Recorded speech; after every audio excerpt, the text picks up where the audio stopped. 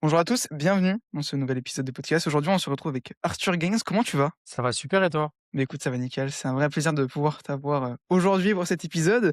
Déjà, j'aimerais bien en savoir un petit peu plus sur toi, ton parcours concrètement. Qu'est-ce que tu fais concrètement dans la vie? Ouais, du coup, moi, c'est Arthur, Arthur Nil sur les réseaux sociaux. J'ai plusieurs casquettes, on va dire. Donc je suis athlète, double N9 pro. Je suis également coach sportif et également je suis, le fondateur et le gérant de la marque Gains Club. Et du coup, bah, je j'allie ces 3 casquettes, on va dire, même si du coup, mes 2 jobs principaux, c'est coach sportif en ligne et également du coup gérant de la marque Gains Club. Mais en plus de ça, du coup, je fais, du bodybuilding depuis plusieurs années maintenant et ce qui m'a permis d'obtenir ma carte pro WNBF en 2023, aux championnats du monde. Donc depuis Men Physique Pro, WNBF et depuis, bah, je continue, à faire des sons de bodybuilding. J'ai également des athlètes, et également des pro cards pour mes athlètes et bah, essayer de développer au maximum, que ce soit Gains Club, mon coaching enfin mon business de coaching et bah, moi, continuer d'évoluer au maximum. Donc moi, je me souviens, en fait, j'ai regardé tes premières vidéos, je devais avoir 13 ans. J'étais vraiment dans l'arc body. Ah Et ouais. je regardais tes vlogs justement. Et ça m'avait vraiment motivé, j'ai adoré ça. Toi, c'est quoi justement le déclic que tu as eu pour commencer comme ça la musculation, sachant qu'il me semble que tu as commencé à 15 ans? J'ai commencé à 15-16 ans, donc le déclic, je pense que en fait, j'ai commencé, la musculation grâce à un pote qui m'a introduit parce que sinon j'aurais jamais, osé. Mais, à cette époque-là, c'était l'explosion, on va dire, à l'époque de Thibaut InShape. Donc, il a commencé à avoir, pas mal de mecs avec des gros physiques, sur, les réseaux sociaux, tout simplement sur Instagram, sur YouTube. Également l'explosion de Bodytime à l'époque et du coup, bah, c'est ça qui m'a donné qui me donnait envie de vouloir changer un peu de corps. J'ai toujours été, relativement en surpoids, depuis tout petit, donc j'avais toujours rêvé, d'avoir des abdos et cetera. Je voyais du coup du Thibaut InShape qui faisait des tutos abdos, des trucs comme ça et je me suis dit: «Putain, mais j'ai vraiment envie de ressembler, on va dire, à cette image-là» et du coup, bah, grâce à ce pote qui, je voyais, bah, il s'était lancé en salle, alors que moi, j'avais même pas encore l'âge vraiment de pouvoir rentrer, à la salle et bah, ça m'a donné envie de me pousser, de me lancer et sinon je pense que j'aurais jamais commencé, tout seul et du coup, bah, je me suis inscrit, j'avais carrément dû avoir, l'autorisation de mes parents à l'époque qui devaient venir pour, me dire que oui, je pouvais m'inscrire tellement, en fait, il y avait une limite d'âge avant, en termes d'inscription. Moi, je crois que c'était 16 ans et on avait un peu, triché pour que je puisse m'inscrire juste avant. Mais, c'est ce qui m'a donné toujours envie de commencer la musculation, c'était par rapport à mon image de moi-même. J'avais jamais eu vraiment confiance en moi, dans ma jeunesse et du coup, bah, c'est ça qui m'a donné envie et depuis, j'ai plus lâché.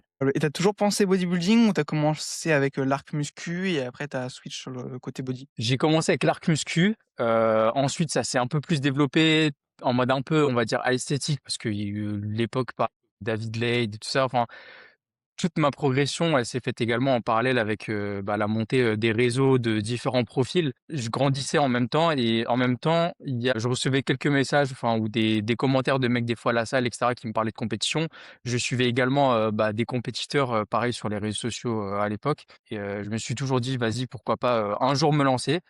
Mais j'étais pas du tout dans l'optique. Je me suis dit: «Bien sûr, potentiellement un jour pourquoi pas en faire une», mais j'ai pas commencé la musculation en me disant: «J'ai envie de monter sur scène» et cetera. Ça avait rien à voir, c'était vraiment moi pour mon image personnelle. Du coup, un peu plus à esthétique et au fur et à mesure, j'ai commencé à m'intéresser de plus en plus, au monde des compétitions.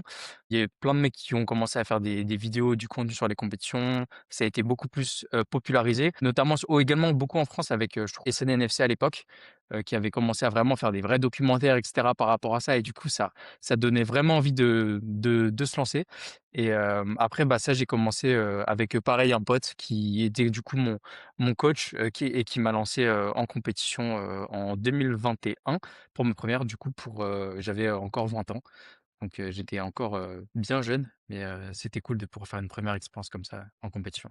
Justement, comment tu l'as vécu cette prep à 20 ans? Je sais pas si tu étais toujours étudiant à l'époque. Ouais, si, si, j'étais toujours à l'école, du coup, j'étais à 20 ans, j'étais dans ma première année, en école de commerce et bah, du coup, je suis tout enfin, j'avais tout en parallèle. Donc que ce soit, je faisais, mes cours et juste avant, j'allais faire mon cardio donc ultra tôt le matin et je faisais, ma vie on va dire en d'athlète et en même temps d'étudiant, en même temps. C'était assez challengeant, en termes de fatigue et de pouvoir gérer également que ce soit à chaque fois les révisions et cetera. Ma Les compétitions à chaque fois vu qu'elles se passaient en octobre, donc moi j'ai fait c'était la première saison NPC en France et la première compétition naturelle également NPC en France, donc c'était la Bionic, classique, qui avait un show naturel, un show open. Du coup, j'avais eu ma rentrée pas longtemps avant, donc on va dire que les cours et tout ça, c'était encore relativement tranquille, on va dire, en termes de rythme. J'avais pas encore eu, d'examen et cetera dans mes souvenirs et donc ça allait. Mais fallait juste, avoir une grosse organisation. Forcément, les dernières semaines, avec beaucoup de fatigue, c'était un peu plus compliqué, de pouvoir tenir bien, en forme, pendant les cours. Mais on faisait le job, de toute façon des 2 côtés et ça a payé. J'ai pu afficher quand même une assez bonne condition quand même pour, une première compétition, un premier show, donc j'étais plutôt fier de moi et également des bons résultats et ça m'a fait, mettre un premier pied, dans la compétition et ça m'a fait aimer le process donc par la suite, c'est pour ça que j'ai réitéré mais 1re année quand même en tant qu'étudiant et même ma deuxième saison pareil, j'étais encore étudiant. C'était ma dernière année en tout cas d'études aussi et à ce moment-là même j'étais étudiant et alternant donc j'avais des semaines où du coup j'étais au travail et d'autres où j'étais, en études et bah, je faisais, un mix des 2. OK et tu dans quoi? Dans le marketing. OK. Est-ce que tu penses que ce passage d'études t'a aidé aujourd'hui à développer ta marque, que ce soit ta marque de vêtements ou même, ton coaching? Ouais, bien sûr, je pense que forcément, ça m'a aidé. Après, le marketing et les techniques marketing, je trouve qu'on peut énormément en apprendre en tant qu'autodidacte et sur, les réseaux et avec internet, il y a énormément de ressources.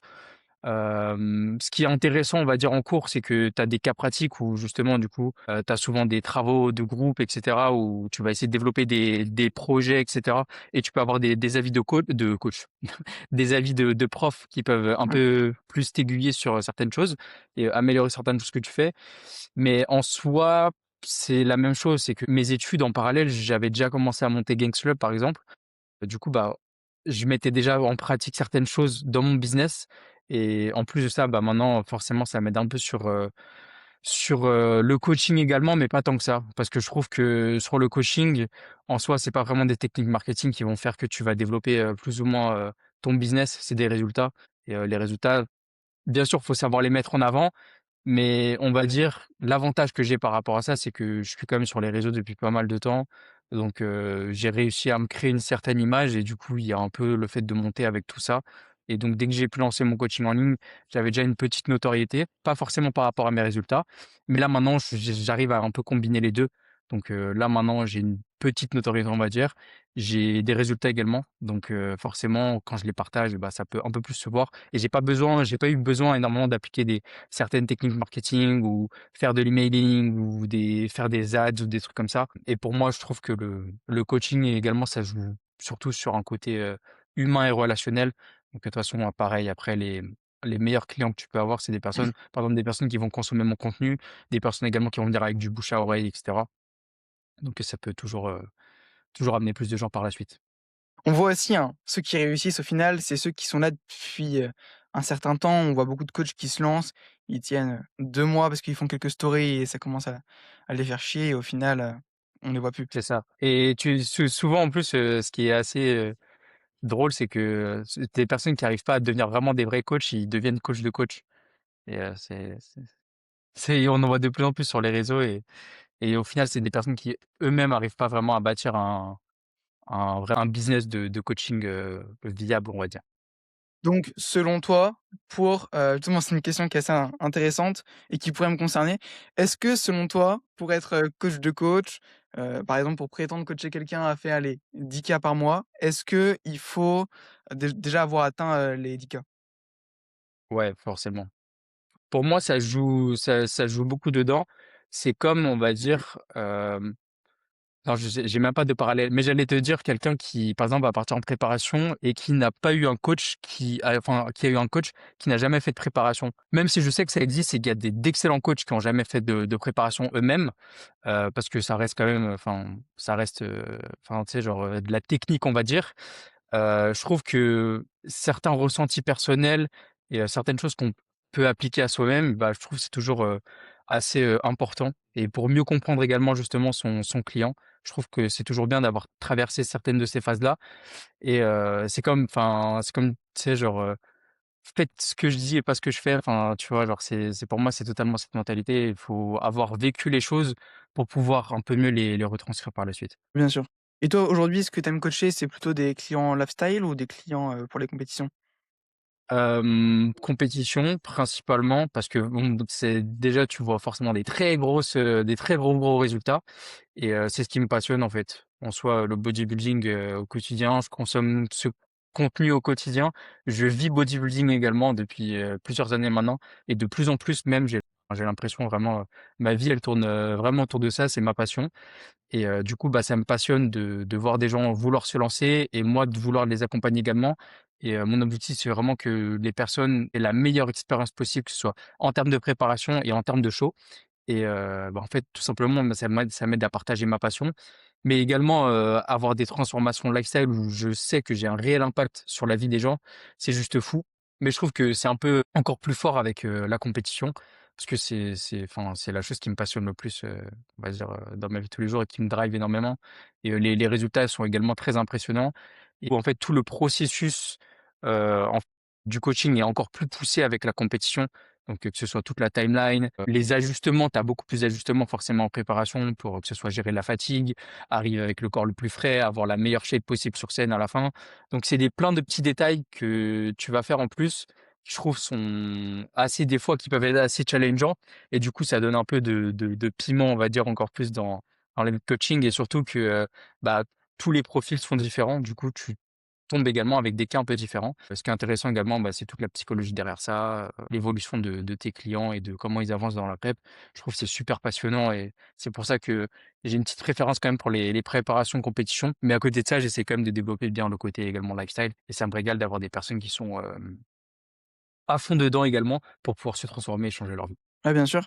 Et puis, parce que toi, quand tu as commencé, comme tu le disais, tu étais jeune. Comment ta famille, comment ton entourage, tes potes l'ont vécu que tu mangeais peut-être du coup, poulet, brocoli au lieu, d'un burger ou d'un kebab?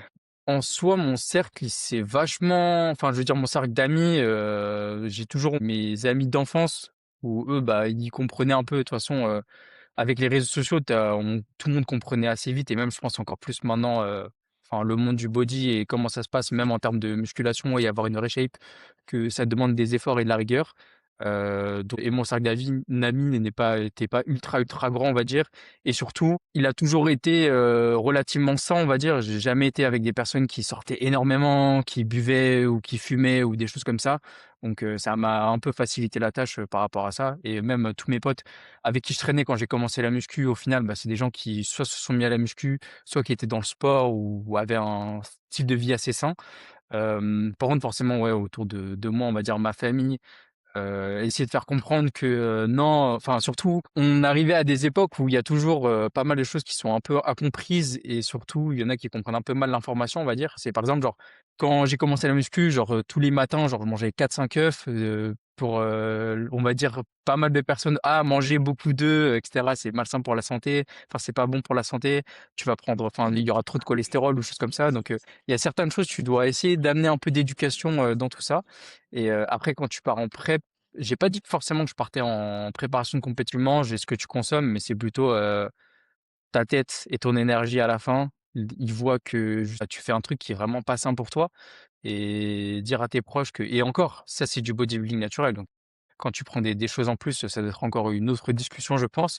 Mais, rien que dire que tu justement tu fais ça, bah, et que c'est pas très simple pour ton corps, c'est un peu dur, mais, faut juste essayer de faire comprendre que ça dure une certaine période et qu'après, tu essaies de tout gérer pour, tout optimiser. Mais en même temps, tu vois, genre, c'est quoi le pire entre faire une préparation de 6 7 mois où tu vas moins manger, tu vas juste être en déficit calorique, mais en soi, tu manges des aliments très sains ou, te taper du burger frites, McDo toutes les semaines, plusieurs fois par semaine, voilà et en fait, dans ça reste toujours la même mentalité où la majorité des gens qui sont pas dans la musculation, ils voient plus d'un bon œil le fait de se taper des paquets genre de M, ce trucs comme ça toute la journée que de, peser, tes aliments, tu vois? Mmh. Et c'est un peu plus dur juste pour les personnes qui sont pas dedans et qui ont plus de mal à comprendre. Mais après c'est ton choix à toi, il faut essayer de le faire comprendre et surtout, il faut essayer d'éduquer un peu par rapport au processus, par rapport à justement ce que tu fais, c'est sur une certaine durée et tant qu'après tu retournes à un lifestyle un peu plus normal, on va dire, bah, ça passe un peu bien. Et comment justement tu as fait pour, éduquer? Tu as montré des vidéos, tu as fait une roadmap pour expliquer concrètement qu'est-ce que tu faisais? Non, c'est que c'est des discussions, tu vois? Genre, je sais pas, tu vas sortir, un tube, on va te dire que ça c'est tu sais, genre, je sais pas, genre qu'un aliment, est pas forcément fou et cetera pour le corps, bah, t'expliques par, ABCD, que, non, c'est pas le cas. Tu essaies de d'un peu d'expliquer, tout ce qui est nutrition. Tu dis également que, bah, en soi, tout ton plan, nutritionnel, il est calculé. Pareil, tu vois? Genre, donc ça reste, de la science derrière. Donc, tout est calculé. Tu as un certain taux de protéines justement pour, pas perdre trop de muscles. Tu soutiens assez tes lipides pour justement essayer de soutenir au maximum, ton système hormonal. Après les glucides, c'est ce qu'il en reste à la fin et surtout, bah, Mmh. justement, tu parles un peu de la timeline. Tu dis qu'après justement, tu pars dans une phase où tu vas aider ton corps à recover. Tu vas également faire une prise de sang, quand tu auras terminé pour, checker que tout va bien, que tu te fais suivre également. Faut montrer que juste tu es accompagné et qu'il y a pas de raison que enfin, ça se passe mal, tu vois? Et surtout que tu es suivi et que tu vas voir le médecin et que tout va bien et cetera. Ouais, justement, c'est intéressant pour ce que tu es suivi parce que on le sait, le bodybuilding, c'est pas un sport santé quand tu pars dans des preps comme ça. Toi, tu as fait justement pour, avoir ce suivi-là, tu disais des prises de sang, tu en faisais tous les combien de temps à peu près? Tu avais des suivis spécifiques aussi? Prise de sang, j'en ai juste fait, des fois après mes post-shows, donc que ce soit, 2-3 semaines après ou même, et on par la suite genre, 5 mois derrière, mais c'est tout. Après, enfin, j'ai envie de te dire, naturellement, il y a pas tant de trucs que ça à checker. Tu regardes juste si post-show, en fait, tout ton système hormonal est à peu près bien rétabli et ça coûte également toujours rien de faire un petit check de temps en temps. Donc le suivi est moins complexe, on va dire, parce que, on est des athlètes naturels. Donc c'est ouais, c'est juste beaucoup plus simple. Pour le coup, je trouve à ce moment-là, ça sert à rien de rentrer trop dans des détails, on va dire, parce que quand tu tout se règle, on va dire, après avec la nutrition, avec, la gestion de la fatigue et tout et plus tu vas revenir, à un taux de body fat, on va dire, normal pour ton corps, plus tout va revenir, en ordre. Hormis si ta préparation a très mal été gérée et que du coup, ça te fait cracher tout ton système hormonal, il y a pas vraiment de raison que ça se passe pas trop mal, on va dire, par la suite, après avoir reverse, sur plusieurs mois. Tu avais vu un changement au niveau, hormones, assez flagrant justement avec la PrEP? Est-ce que ça a pu s'améliorer aussi, avec le temps et est-ce que tu as mis des choses en place pour, améliorer ça post, PrEP? Heu, Tout simplement, bah, post-prep et même, genre à la fin de la prep, bah, tu beaucoup plus fatigué, enfin tout ton système hormonal, il est un peu chamboulé. Tu accumulé beaucoup de fatigue, forcément en plus, bah, tu sais, enfin, tu le remarques sur plein de choses, bah, forcément tu as la fatigue, tu as tes hormones de la faim également qui sont totalement déréglées, tu as 0 libido, enfin, tu es totalement crash, mais en fait, il faut juste repartir sur une bonne grosse reverse, juste après. Donc plutôt que reverse diet, plutôt recovery diet, on va dire. C'est-à-dire que juste augmente beaucoup les calories en fait, sur, une certaine période, quitte à après rebaisser un peu.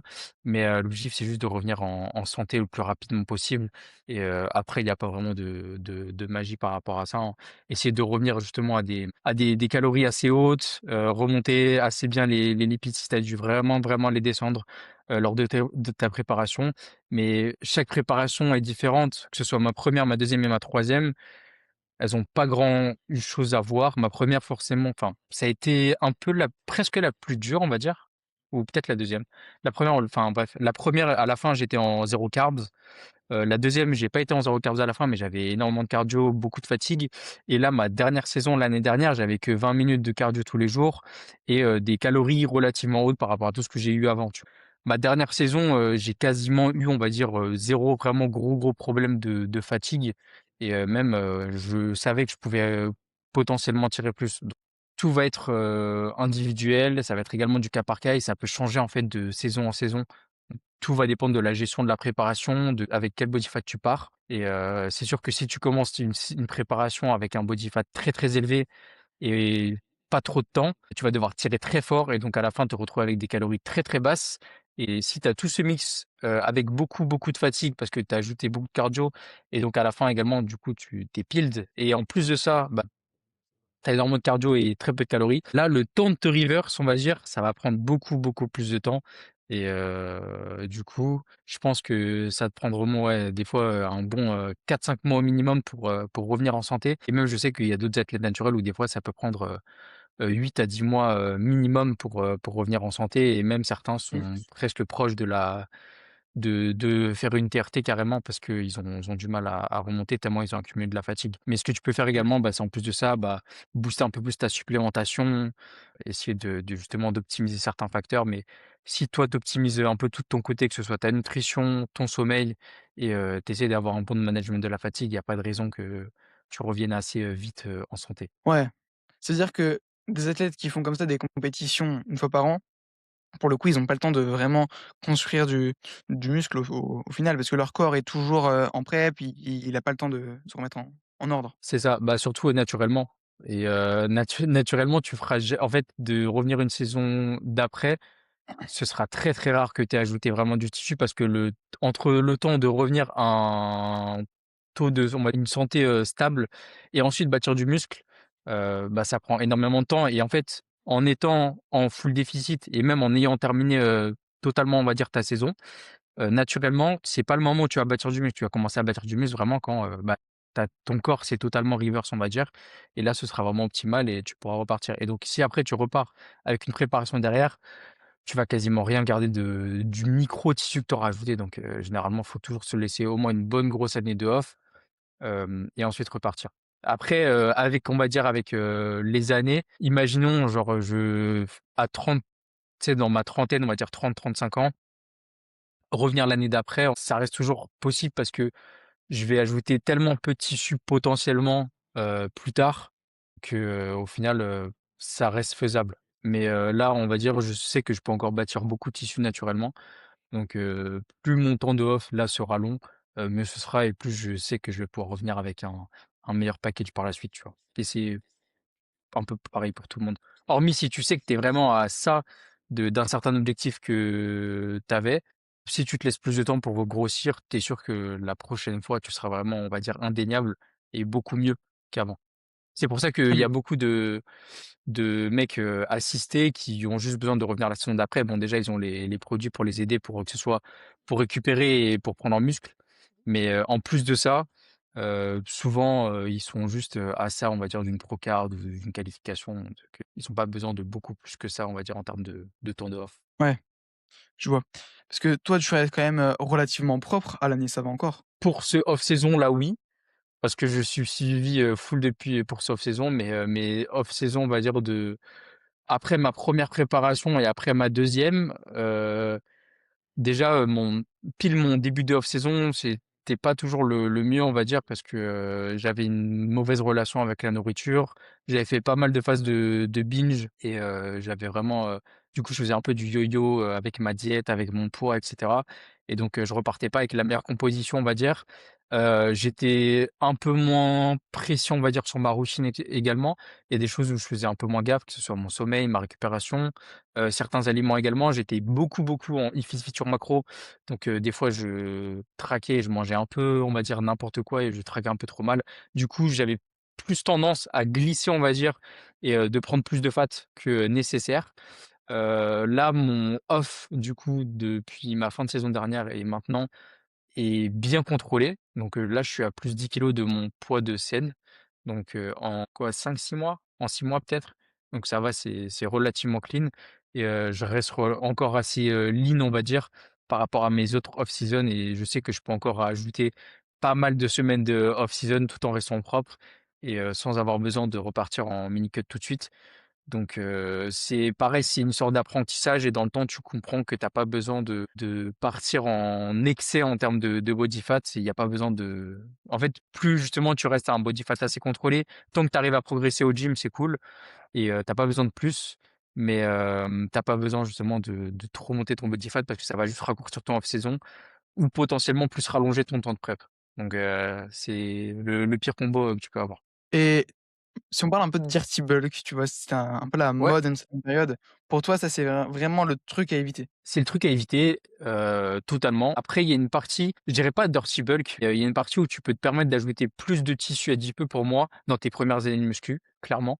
Alors, pour moi, ça fait partie du processus et on a tous eu des années justement, moi, je sais que j'ai commencé la muscu à 15 ans et demi, 16 ans, de jusqu'à mes 18 ans, j'avais pas fait de cut. Enfin, j'ai commencé du coup en faisant justement full un déficit en plus pas contrôlé, n'importe quoi. Je regardais des vidéos d'un peu n'importe qui et sur les réseaux sociaux et j'étais tombé sur une vidéo, je crois que c'était de From Human to God qui était parti en diète keto pour sécher et tout. Pareil, j'avais retiré d'un coup du jour au lendemain tous les glucides, et j'avais perdu beaucoup de poids, on va dire. Mais après donc j'ai commencé à faire une PDM jusqu'à au moins mes 18 ans, juste du coup pendant 2 ans straight, 2-3 ans straight de PDM et bah, du forcément j'ai ajouté du tissu adipeux, pardon et après je suis parti en cut et ces années-là à bâtir du muscle sans faire de pause, on va dire, avec une cut, bah, ça a été ultra productif, tu vois? Je sais que j'ai pas perdu de temps à faire, 15 mini cuts et je pense que le problème, c'est que maintenant il y a beaucoup de débutants qui restent un peu trop à maintenance, qui osent pas pousser assez haut le body fat et qui, à côté de ça, vont pas être, assez productifs au gym, vont pas se pousser assez en termes d'intensité.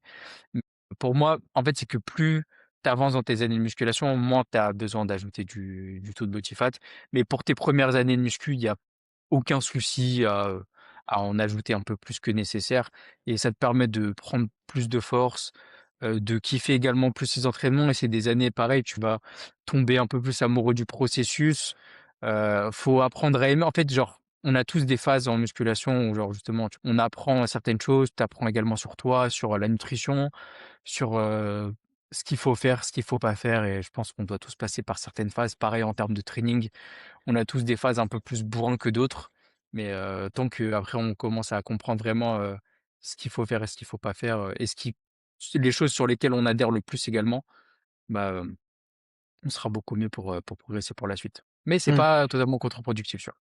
Ça dépend Ouais. du stade, où tu es, dans ta progression. Donc un débutant skinny en entre guillemets, quelqu'un vraiment qui commence et qui a pas de physique, ce que tu lui conseillerais, c'est de commencer par une, prise de masse, sans vraiment, quand même bien pousser la chose? Ouais, tu me prends un mec qui est skinny relativement lean, bah, à ce moment-là, c'est d'ajouter, pas mal de calories, de pousser fort à la salle, de commencer à apprendre, ce que c'est de mettre de l'intensité. Faire attention forcément à la forme, mais pas forcément trop détailler certaines choses. Forcément essayer faire tous les mouvements en full contrôle et full sécurité, mais ne pas hésiter à faire comprendre ce que c'est vraiment l'intensité et se la buter à l'entraînement. Pareil, tu auras les calories qui vont t'aider à bien récupérer. Potentiellement, un mec qui vient de commencer la salle et qui est jeune, si imaginons il commence, il est, pendant ses études, il a du temps également pour après, justement récupérer et cetera.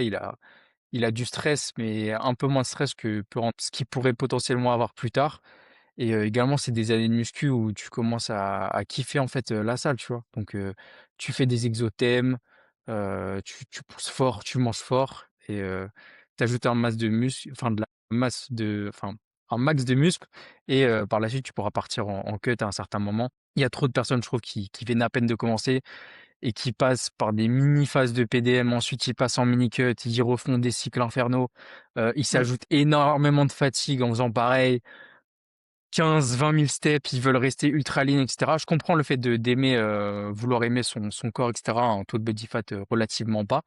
Mais, je trouve que le plus optimal pour moi et si tu es vraiment passionné par la musculation et là, on parle vraiment dans l'optique bodybuilding aussi, on va pas parler en termes de esthétique, si on parle en termes de bodybuilding pur, vaut mieux justement se pousser, 3-4 ans à avoir des bonnes grosses PDM, te la buter à côté de ça à la salle, ajouter, beaucoup de muscles. Derrière, tu pourras faire des cuts, 2-3 cuts pour des fois te relancer un peu plus, on va dire que ce soit ton appétit et cetera et faut se la buter et également comprendre ce que c'est à mettre de l'intensité parce que c'est plus dur d'apprendre après l'intensité à quelqu'un que de lui apprendre à faire un bon mouvement. Ouais, c'est ça.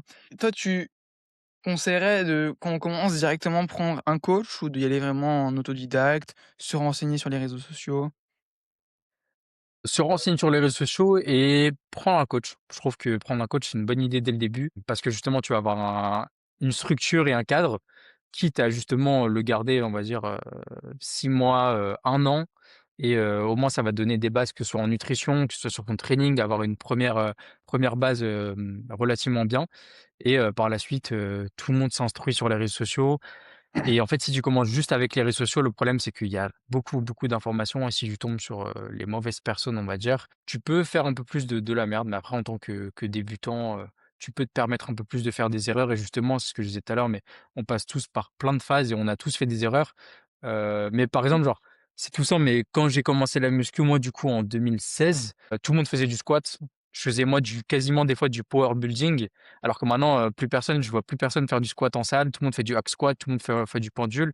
Mais moi, je sais que ces premières années à faire du squat, ça m'a également aidé pour, à prendre en force sur mon gainage, su et pareil kiffer, à faire des gros PR sur, des grosses barres de squat, pareil avec le soulevé de terre.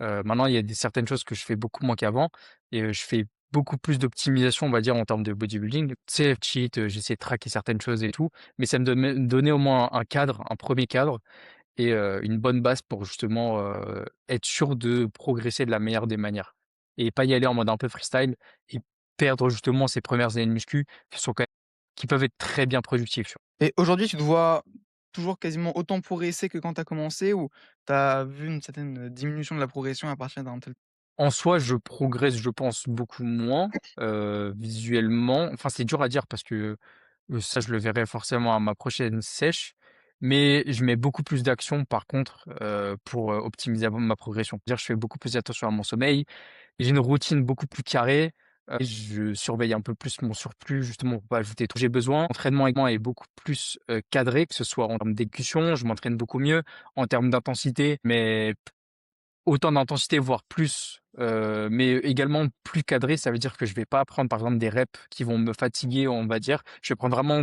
full rep effective. Je vais essayer d'un peu tout optimiser, ce que je faisais un peu moins avant. Donc, c'est très dur à dire, en fait, de pouvoir quantifier sa progression naturellement. Je pourrais le dire à la fin de mon prochain off, honnêtement, si ce off a été, beaucoup plus productif que les autres en optimisant un peu plus. Mais pareil, tu vois, c'est ma 10e année d'entraînement, cette année. Donc ça commence, à faire quand même. Donc ouais. c'est sûr que je progresse moins que mes premières années d'entraînement, mais avec plus d'optimisation. Donc c'est fou et je me dis que forcément si j'avais commencé, en 2016 en mettant, autant on va dire d'efforts, à tout optimiser comme ça, je sais pas à quoi je ressemblerais aujourd'hui. Mais on prend, chaque chose en son temps et justement c'est des phases et je sais que maintenant de toute façon je peux toujours m'améliorer, on peut toujours s'améliorer sur, chacun de ces process et je sais que je serai encore meilleur, d'ici 2 ans. Tout mon process sera encore meilleur et c'est des histoires, pareilles d'adhérence. Je sais que là, par exemple, je peux me permettre d'avoir ce genre de routine-là. J'ai ce style de vie-là qui me plaît et cetera et j'arrive à tout optimiser autour de mon entraînement, ce que je pouvais pas avoir avant et pareil, genre maintenant je m'entraîne dans un gym, où j'ai des machines qui me font kiffer et où je sais que c'est un peu plus opti, on va dire. Il y a 3 ans, je m'entraînais à Fitness Park ou à One Fitness, tu vois? Donc Mmh. ça pouvait être un peu moins opti, on va dire, dans tout ça. Ouais, 100. Parce que du coup, là, tu es expatrié, au Canada, c'est ça? Ouais, c'est ça. Je suis au Canada depuis une bonne année là et j'étais déjà resté plusieurs mois, en 2023, mais là, du coup, ça fait, 1 an que je suis au Canada. Du coup, les gyms ici sont certains gyms en tout cas sont un peu mieux équipés et le mon style de vie colle totalement également par rapport à mes objectifs et c'est ce que je disais par rapport à la passion, par rapport au coaching, c'est que ma vie, elle tourne, relativement autour de ça là, quasiment tous les jours, tu vois? Même s'il y a Games Club, en parallèle, je regarde enfin j'ai mes check-in tous les jours, avec mes clients, je vais m'entraîner tous les jours, j'ai ma routine qui est calée par rapport à ma diète et tout ça, enfin j'ai tout qui est calé par rapport à ma progression et mon optimisation. Donc je vis bodybuilding et le fait de faire ça ici, en plus, c'est trop cool parce que j'ai un gym qui est super bien équipé et j'ai tout ici pour progresser donc c'est assez optimal, on va dire, pour continuer de prendre en masse. Ouais. Et c'est quoi qui t'a fait prendre la décision comme ça de partir? Si je suis venu au Canada, c'est parce que j'ai suivi ma copine tout simplement qui a eu un job ici, mais j'ai jamais voulu forcément rester en France et à Paris. Pendant plusieurs années, post-études, j'aime enfin j'ai toujours fait et je continue de le faire, c'est de voyager. J'ai passé quelque temps en Asie, j'ai fait pas mal de pays et cetera et j'ai toujours été passionné par, l'Amérique du Nord, que ce soit, via les réseaux sociaux, via forcément, bah, enfin même, les séries, les films et tout ça et du coup, bah, quand elle m'a proposé de venir avec elle au Canada, j'ai pas hésité une seule seconde et quand j'ai vu que je pouvais avoir l'opportunité de vivre ici, bah, forcément je me suis lancé. Je dis pas que je suis ancré sur le fait que je vais rester toute ma vie ici, mais j'ai toujours voulu, m'expatrier, en tout cas, une petite partie de ma vie, de la France et de voir d'autres choses, en fait, tout simplement. Je suis assez curieux, j'aime bien voir d'autres cultures. Heu, Ça joue également avec le fait d'être passionné, de body, hein, mais dès que je vais dans un autre pays, une autre ville, je cherche à chaque fois, une nouvelle salle, je cherche à chaque fois la meilleure salle avec, que ce soit pour voir les machines, l'ambiance et cetera. J'ai testé un nombre incalculable de salles. Ça fait également partie de ma passion. Donc, dès que je peux découvrir, d'autres cultures, voir d'autres choses, autour de ce qui me passionne et ben je le fais et du coup ma vie est plutôt cool ici. Pareil, ça me change d'environnement, mon cadre change, ma routine également elle a changé par rapport à celle en France et ça me permet de voir d'autres choses et en plus le bodybuilding est assez développé quand même ici et notamment on va dire les shows naturels se sont un peu plus, développés ici. Donc c'est génial. Parce que j'avais vu, du coup, tu avais remporté une Procard aussi, comme ça au Canada. Tu as pu voir une, grosse différence à la fois au niveau du niveau, de l'organisation de la compétition comparé à un WNBF France? WNBF, au Canada? Comparé ouais, WNBF Canada comparé, à WNBF France. Ah, le niveau? Ouais, que ce soit au niveau du niveau, des athlètes, est-ce qu'il y en a qui sont plus ou moins sympas, l'organisation? Ouais, l'organisation sont bah, je vais faire un peu un petit topo, mais genre l'organisation est incroyable. Le président, WWF Canada est super sympa. C'est assez, friendly et famille ici, comme mais même les shows, NPC, hein. Le WNBF ici est très, famille, enfin tout le monde se connaît. C'est également les mêmes personnes qui vont également souvent s'occuper des WNBF Worlds et qui vont également sur les shows, américains, que ce soit également le panel de juges est le même que Worlds et le même que, aux États-Unis. Donc, déjà si tu en termes de jugement, le jugement Europe et le jugement, US Worlds n'est pas vraiment le même. Ils ont pas vraiment les mêmes critères et cetera.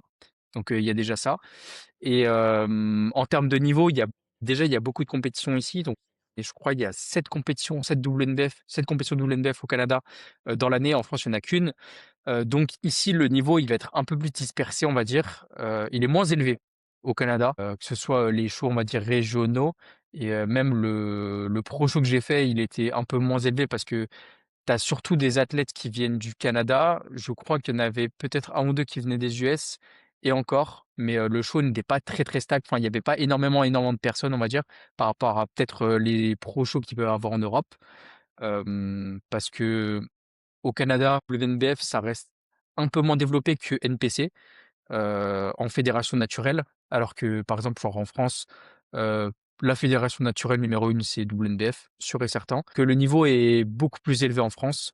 Il devient plus élevé maintenant au Canada au fur et à mesure, mais quand je suis venu pour ma première compétition WNBF au Canada en 2023, je trouve qu'en termes de conditions, c'était relativement soft pour la majorité des athlètes. Là, maintenant, il commence à avoir un peu plus du niveau, donc avec les années, ça s'améliore et même de manière générale, je trouve que le bodybuilding naturel monte énormément, que ce soit, bah, du coup, au Canada, en France et même dans le monde. Les conditions que certaines personnes commencent à sortir sont juste Mmh. incroyables et donc le niveau commence à un peu plus monter, mais les compétitions sont vraiment cool. Le budget commence à un peu plus monter également pour, les compétitions. Donc c'est toujours sympa quand tu gagnes ici un overall et cetera, tu gagnes une épée donc c'est assez cool, les gens sont vraiment sympas, l'organisation est vraiment bien donc on te donne, les timings de passage et cetera, c'est, relativement bien fait. Ce qui est maintenant aussi bien fait en France sur, le dernier show de WNBF, ils sont vraiment clairement améliorés sur ça. Donc c'est 2 shows différents. C'est un peu moins, on va dire un peu moins des shows qu'on peut avoir en France, mais même en France, je crois c'est WNBF France, c'est assez unique par rapport à tous les autres shows WNBF que j'ai pu voir, hormis, UK qui est vraiment, très, très chaud. Mais, en France, ils mettent vraiment l'ambiance au maximum, c'est une petite salle, il y a beaucoup d'effets de lumière et cetera. Ici, c'est vraiment c'est une compétition, on va dire, donc ça reste un peu moins, fort visuellement, mais, l'ambiance est super cool et c'est vraiment chaud et il commence à avoir un peu plus de niveau donc c'est cool. Parce que toi je sais pas du tout, tu es déjà allé au Worlds ou pas? Ouais, bah, du coup, je suis allé 2 fois aux Worlds. J'ai fait les Worlds en 2023 où j'ai gagné ma pro card, du coup, aux Worlds, en men's physique et j'y suis allé l'année dernière, du coup, pour Los Angeles, pour, Raphaël qui, du coup, est arrivé, 2e en men's amateur et top 5, top 6 en classique physique pro et Incroyable. donc ouais, ouais, 2 fois. À Los Et Angeles et la première fois, c'était à Seattle, du coup, pour ma pro card. le show était, incroyable là-bas? Est-ce que c'était vraiment un show comme, avec des lumières partout, une ambiance de fou?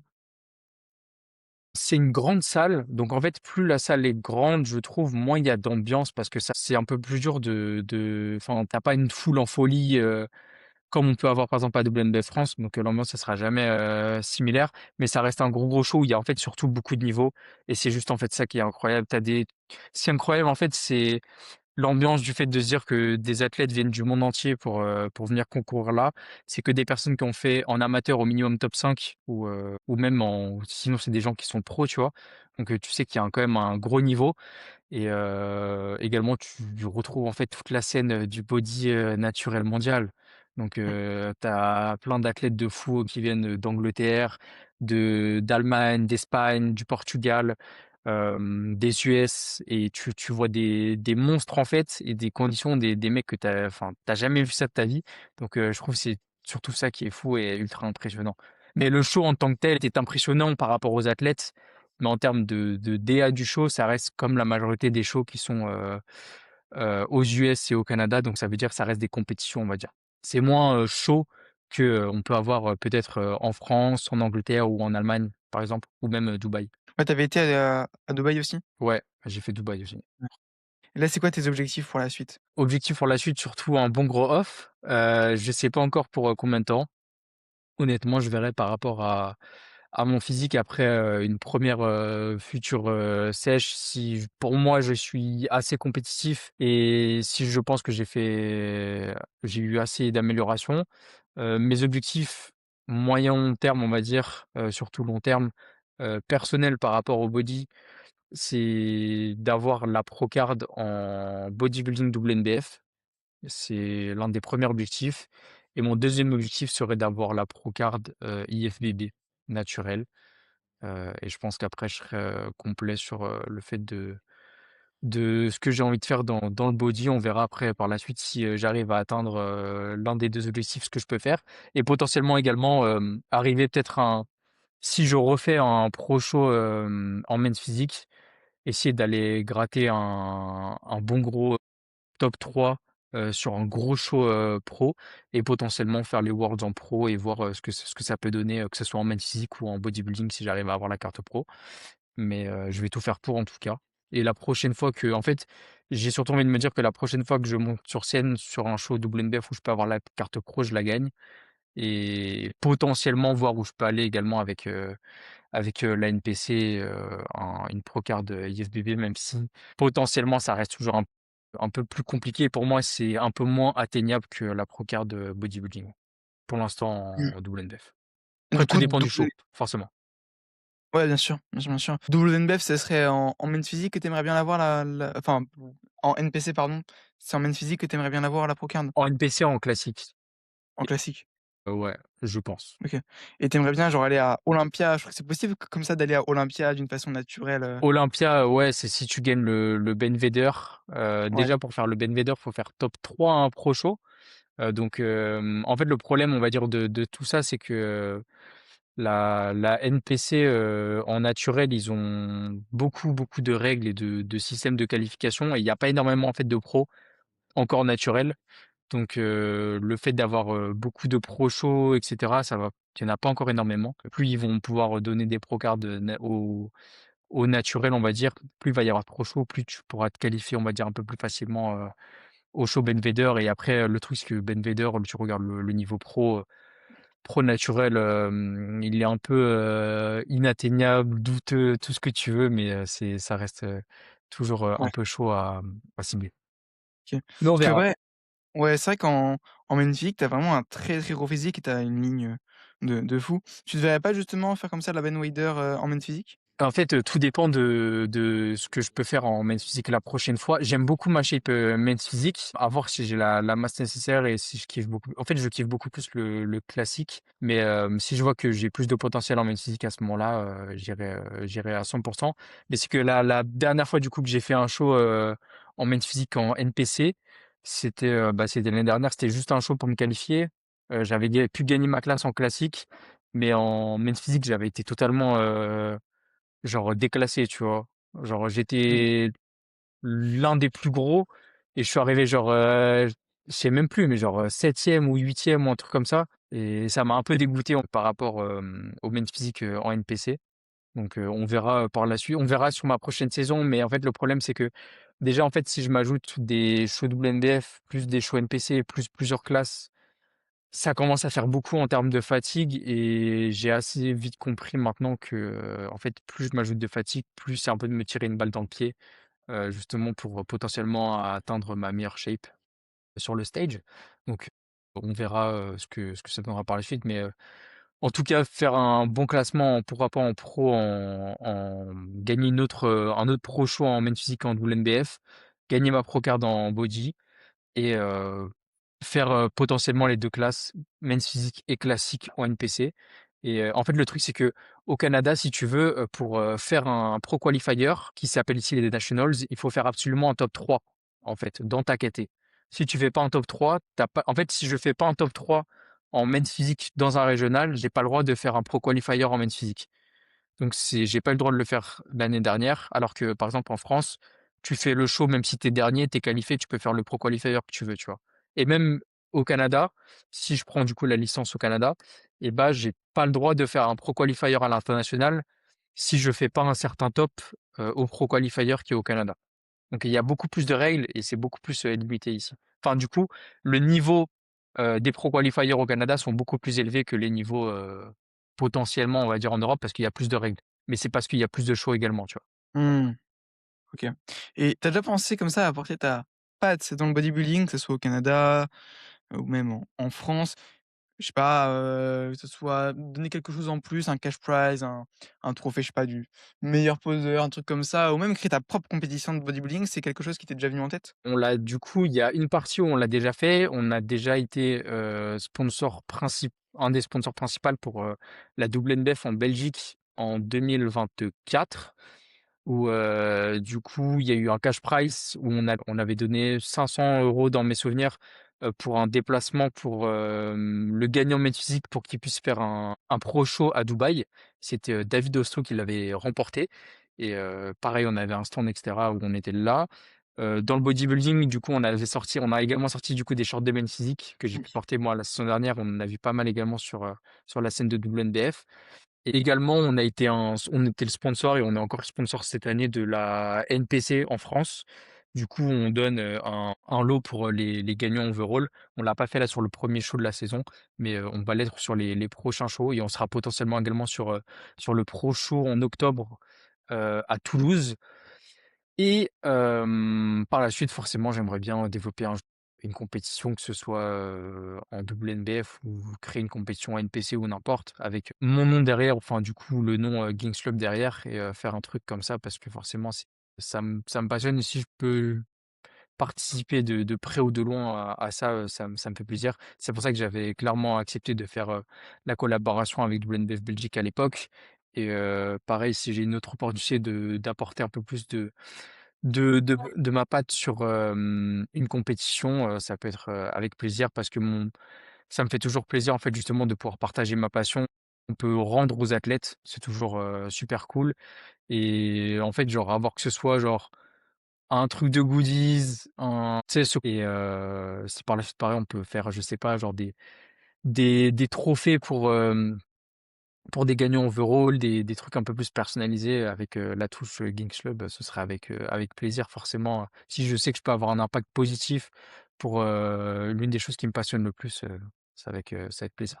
Tout va dépendre des opportunités. Ouais, 100, et ça arrive quand d'ailleurs les slips, classiques et les slips, body? C'est quelque chose que tu as déjà eu en tête? Non, ça rentre pas dans l'ADA et de la marque et surtout que en termes de sizing, je trouve que c'est beaucoup mieux d'avoir quelque chose qui est, totalement, tu vois, genre full personnalisé Par exemple, genre l'année Mmh. dernière, j'avais un Trunks, les jeunes Trunks et je trouve ils font du très bon taf et c'est par rapport à tes mensurations et cetera donc c'est beaucoup mieux et c'est ça. On veut pas trop vendre des slips de body par contre, c'est ça, genre je sais que tu peux avoir des shorts de men's très stylés donc c'est pour ça qu'on en a fait et je suis très content du résultat. D'ailleurs, si on parle un petit peu posing, j'aimerais bien un peu savoir toi de ton côté, c'est quoi l'importance du posing selon toi pour un compétiteur, que ce soit pour toi ou même pour, tes athlètes? Pour moi, c'est primordial parce que tu peux avoir un excellent physique. Si t'as pas le posing qui suit, bah, tu sais pas présenter en fait ton propre physique donc tu peux en fait, c'est par exemple sur certaines poses, tu peux avoir le cul strié si tu sais pas le sortir et tu sais pas le poser, bah, en fait les gens le verront pas. Donc tu peux avoir la condition, tu peux avoir la shape, tu peux avoir la frame de base. Si tu sais pas le montrer, bah, les juges pourront pas le voir et surtout en France, par exemple à WNBF où tu as un niveau qui est vraiment excellent et bah, à ce moment-là, bah, si en fait, tu arrives pas à le montrer, bah, ça va être très compliqué de sortir du lot et de gagner. Donc, ça fait partie forcément du taf en tant qu'athlète et tu es obligé de le montrer, enfin de vraiment le travailler pour justement pouvoir montrer, bah, tous ces modes d'effort et si tu arrives pas justement à le faire, ça va être compliqué de sortir du lot et de pouvoir, bah, remporter ta compétition tout simplement. Il me semble avoir déjà entendu que le posing à WNBF en classique physique, ça comptait genre pour 50 de la note. Alors je sais pas Ouais, si c'est c'est une ça. note, c'est ça? Ouais, ouais, c'est dans les règles de base. Après, tout va dépendre également du panel de juges. Donc, c'est ce que je te disais, mais le panel de juges, par exemple, en Europe et aux US est pas vraiment pareil, donc ils vont pas regarder la même chose. Ils font un peu moins gaffe au posing, je trouve, en Europe. Donc, il y avait certains détails en classique physique où ils faisaient un peu moins gaffe que, par exemple, peuvent être un peu plus stricts, aux US et au Canada. Mais ça fait énormément partie de la note. Mais pareil, dans toutes les catégories, hein, que ce soit bodybuilding, que ce soit physique, si tu sais pas montrer ton physique, ça va être compliqué. Si tu sais pas sortir ton dos sur une back pose, tu peux avoir, soi-disant un gros dos, mais en fait le reste suivra pas et l'objectif c'est d'avoir le meilleur équilibre. Ça va être compliqué, si tu as fait ton posing et c'est pour ça que tous mes athlètes, j'essaie de tous leur donner une mini base en posing, mais après j'essaie tous de les rediriger si possible Mmh. vers un coach parce que, c'est primordial de pouvoir, gérer son posing et ça fait également partie de l'investissement je trouve à faire en préparation. Hormis si le mec est passionné et qu'il arrive à un peu se corriger tout seul.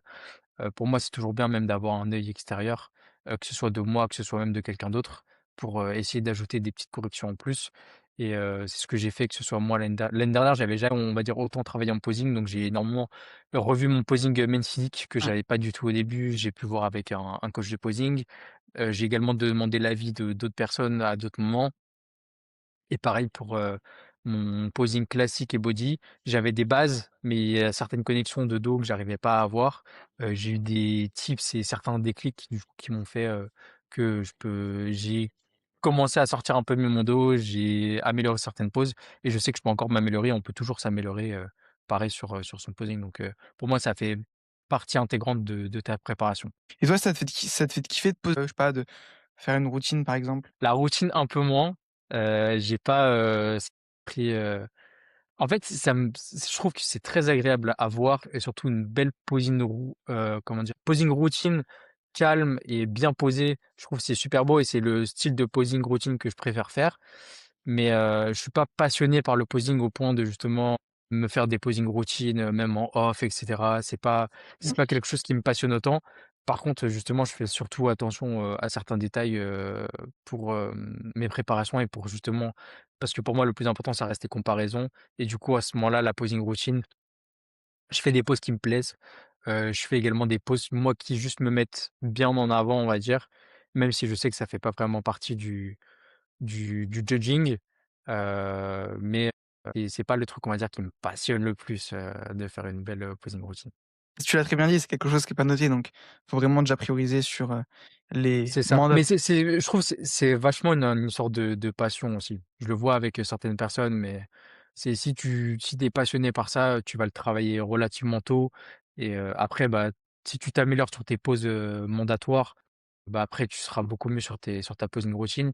Mais le certain flow que tu peux avoir sur, ta posing routine, je trouve, faut vraiment être passionné pour l'avoir, sinon c'est beaucoup, beaucoup, beaucoup de travail et c'est une sorte de passion. Mais vu que c'est pas nécessaire, on va dire.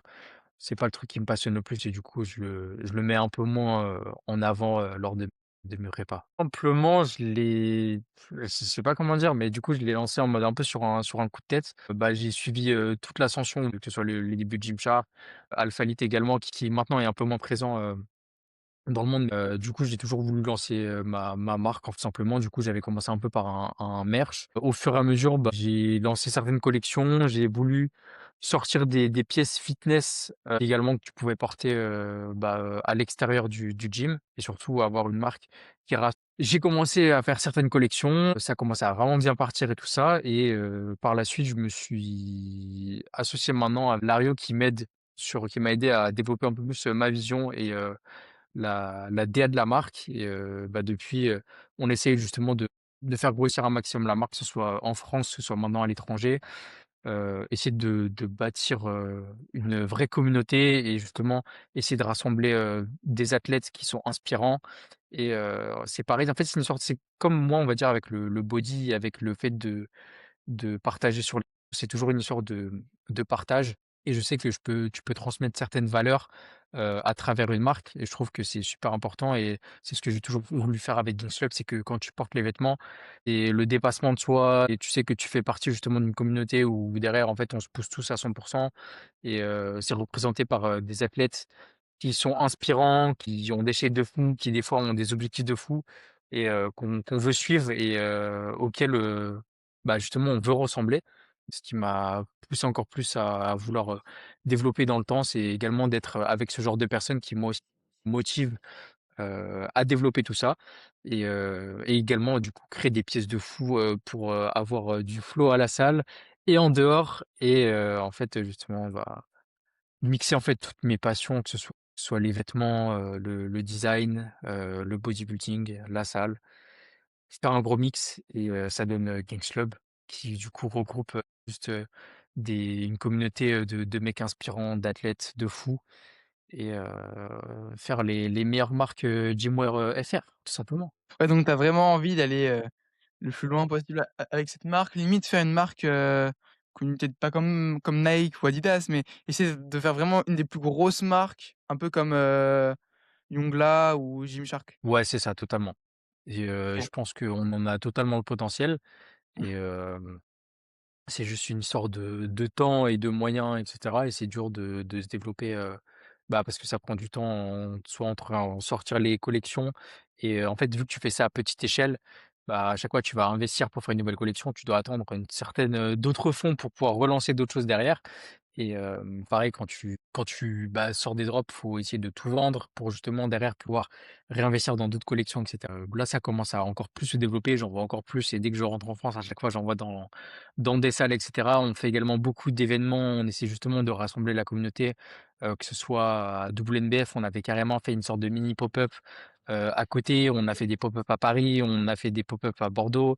On essaie de faire plein d'événements, en fait, pour, rassembler la communauté et c'est quelque chose qui manque énormément en France et je suis fier de dire qu'on est clairement la seule France, enfin, la seule marque en France, Gymwear à le faire et en fait, plus on peut continuer à être sur cet élan-là, mieux ce sera et plus on peut grossir et toujours garder justement cette même vision de développer en fait, le fitness sur en France. Mmh. Sachant qu'en plus tu as une, boutique, il me semble, en physique? Non, non, justement, on avait fait un Mmh. pop-up à Paris, l'année dernière et l'objectif, c'est d'en faire également un cette année, un beaucoup plus gros. Potentiellement avec, justement, d'autres partenaires, pour justement faire un gros event et pareil rendre à la communauté, c'est-à-dire on fait gagner certaines choses. C'est ce qu'on a fait, au dernier, pop-up à Bordeaux, c'est qu'on a fait ça à Bordeaux, également on a fait, ça à Giga Arena, donc on a fait une collaboration avec une salle de sport qui est Giga Arena, donc c'est une salle assez mythique. Donc c'est un peu rendre à chaque fois à, ce qui nous passionne et notre cœur de cible. Donc c'est des gens passionnés, des gens bienveillants et essayer de justement de booster, tout ça et faire un vrai truc, en France. Ouais, c'est vrai que moi j'ai quelques connaissances comme ça qui veulent lancer une marque, que ce soit une marque, je sais pas, de pré-workout, une marque de vêtements, peu importe. En partie parce qu'ils pensent, ça va être une marque qui va exploser un peu comme, justement Gymshark. Est-ce que c'est si simple que ça? Je pense que j'ai déjà la réponse et c'est non. Mais est-ce que ça peut vraiment rapporter beaucoup d'argent sur, le court, moyen et long terme? Sur le long terme, oui, sur le court terme, non. En fait, c'est que, ça demande tellement d'investissement. Et surtout, en fait, quand tu viens de commencer, déjà, c'est une première mise de fonds. Donc, tu dois déjà investir, de l'argent, même si tu peux commencer enfin, moi, ce que j'ai commencé avec du print on demand. Donc, ça veut dire, ça me coûtait pas vraiment d'argent, mais les gens commandaient et ça faisait comme une sorte de précommande et après, du coup, on devait lancer la production. Mais c'est un peu moins agréable en tant que consommateur de précommander un article parce que tu dois l'attendre. Ensuite, tu as les frais de livraison et cetera. Donc, tu as d'abord la mise de fonds et après potentiellement tu dois tout vendre. Donc, si tu arrives pas à tout vendre, bah, il te reste des stocks de côté et si ta marge n'a pas été assez grosse, bah, tu peux pas recommander derrière. Donc déjà de tout cet argent-là, tu peux rien récupérer toi. Donc, que ce soit entre OK. ça, ce que entre, ta logistique également et tout l'investissement que tu as derrière et tu dois être sûr de tout vendre et également des usines vont te demander des minimums de quantité. Donc, selon ce que tu vas produire, selon la qualité également des fois, bah, tu peux te permettre d'avoir plus ou moins, certaines quantités. Donc, souvent, ils vont te demander au minimum 100, Mmh. voire plus. Donc, également déjà vendre 100 articles. En fait, on se dit que 100 c'est pas beaucoup, mais c'est quand même relativement beaucoup pour, certains articles. Donc, tu dois également être sûr de pouvoir tout vendre, réinvestir derrière. Donc, non, faut le f moi, je l'ai commencé par passion et je le garde toujours dans ma tête, pour l'instant. Par passion, je sais que enfin, plus le temps avance, plus je me dis que plus tard, je vais pouvoir vraiment, avoir de l'argent derrière. Mais, pour l'instant, c'est vraiment juste du réinvestissement derrière et je sais que je préfère, justement, mettre de l'argent pour, faire des events, rassembler la communauté, réinvestir derrière pour faire de nouvelles collections que, moi me verser de l'argent, ce serait plus au détriment de la marque de faire ça et c'est si moi je voulais pas que la marque aille, très, très loin que je le ferais, tu vois? Ouais, écoute, top. Parce que merci à toi. J'ai une dernière petite question que je voudrais te poser. Une question peut-être un petit peu philosophique, mais là, imagine si, je te supprimais tous tes réseaux sociaux du jour au lendemain, est-ce et que tu as 1 minute pour, laisser un message au monde, quel serait ce message? Ouh là, c'est complexe mais enfin, tout simplement, faire ce que tu aimes. Essayer que ce soit ton job, que ce soit, ce que tu fais dans la vie et cetera, moi je vis enfin je toute ma vie elle tourne autour de justement de ma passion. J'ai eu la chance justement de pouvoir, pas rentrer, dans le style de vie traditionnel, on va dire, d'avoir un CDI dans un job qui potentiellement ne me plaît pas et donc j'ai pu me lancer et faire, bah, là je fais que des choses que j'aime au quotidien. Je développe ma marque, je coach des clients qui pratique ma passion. J'accompagne des clients sur scène également. Ça tourne autour de ma vie. J'ai la chance également d'être athlète, c'est-à-dire que je suis également sponsorisé par des marques. Donc, le fait rien que de m'entraîner, qui est ma passion et bah, ça fait partie de mon job quotidien. Il faut que je garde, relativement une bonne shape, on va dire. Et en plus de ça, bah, enfin, toute ma vie elle tourne autour de ça. Donc, c'est de vivre pour sa passion et si on peut justement, bah, tout dropper pour ça, je trouve que c'est le la plus belle chose sur terre et également essayer de partager au maximum, heu, c'est full circle après. Écoute, merci à toi. C'était un vrai plaisir. Dans tous les cas, on mettra tous tes réseaux sociaux. Ouais, en plus, il me semble qu'on peut faire collab sur YouTube et c'était OK. Et puis, ouais, je mettrai ton Insta également et le lien de Game Club. Merci à toi pour l'invitation et c'était un plaisir d'avoir pu échanger avec toi et bah, Écoute, c'était super cool, hein, merci. je t'en prie. Salut. Salut.